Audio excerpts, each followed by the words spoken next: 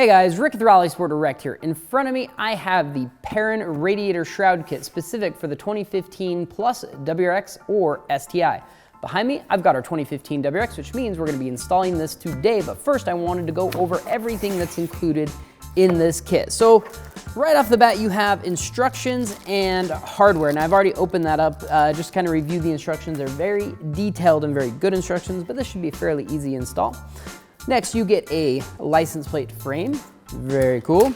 Now, one thing I've learned is that it does come with two types of shrouds. One is for an aftermarket intake, and one is for the factory intake with the factory air duct. And so you can choose which one you want to run. But I did want to show you guys just the quality of this. It's all wrinkle paint, and you can either get this in red or black. And then of course you've got the Perrin logo on there. Very high quality. It should be an OEM type fit. And then another cool thing about it is they do include some foam as well. So you might be wondering why, what's up with the weather stripping and the foam? Well, the whole point of a radiator shroud is to keep air going through the radiator.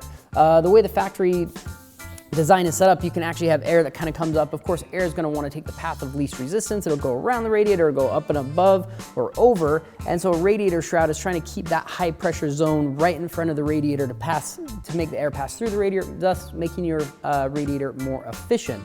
So that's kind of the whole gist of it. That's why we're going to be installing it. Plus it should look awesome as well. So let's just go ahead and jump right into the install.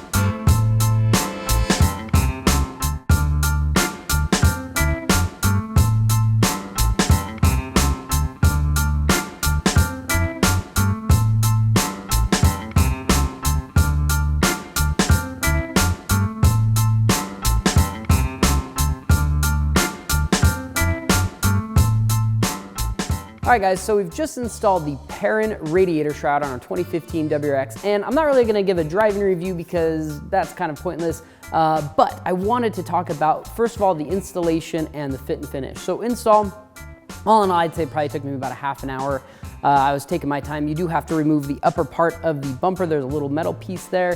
Really easy to do, remove the radiator overflow. Some little things you kind of just have to get out of the way. But once you put it into place, it fits so incredibly well. And you can really tell how it kind of boxes everything in.